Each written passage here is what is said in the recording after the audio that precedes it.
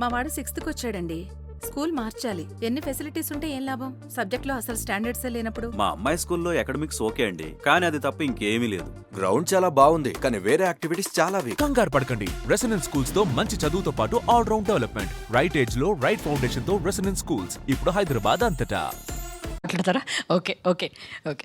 So ముందుగా ఆర్పి పట్నాయక్ గారు ఇవాళ జాయిన్ అయ్యారు అండ్ రిలీజ్ డేట్ని అన్వీల్ చేశారు. Feb 6th మన ముందుకు రాబోతుంది.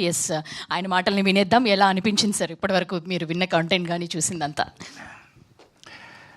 ఫస్ట్ ఆఫ్ ఆల్ చాలా గర్వంగా ఉంది. ఎందుకంటే అందరికీ తెలుసు ఇక్కడ మ్యూజిక్ ఇండస్ట్రీ అంతా చెన్నైలో ఉన్నప్పుడు ఇక్కడ హైదరాబాద్లో ఎవరు లేరా అన్నప్పుడు ఫస్ట్ నేను వచ్చాను, తర్వాత చక్రి వచ్చాడు, తర్వాత ఘంటాడి, ఎలాగా మాతో మెల్లగా స్టార్ట్ అయ్యి ఈరోజు వేదిక చూస్తుంటే చాలా ముచ్చటగా ఉంది. ఎంతమంది మ్యూజిక్ డైరెక్టర్స్ వచ్చారు, ఎంతమంది ఇక్కడ మా ఫౌండేషన్స్ స్ట్రాంగ్ చేసుకున్నాం అని అది తెలుసుకోవడానికి చాలా గర్వంగా ఉంది.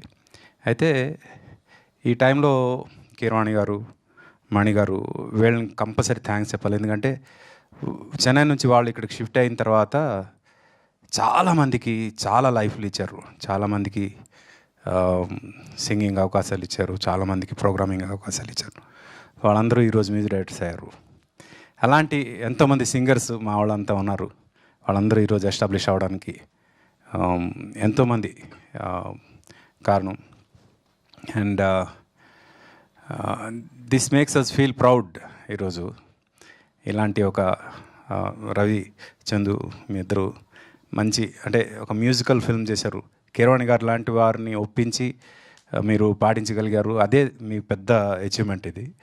దానికి కోర్స్ ఎంత మంచి కంటెంట్ క్రియేట్ చేసిన వినయ్, తను చాలా యంగ్గా ఉండడం చూడడానికి, బట్ కంటెంట్ చాలా మెచ్యూర్డ్గా ఉంది.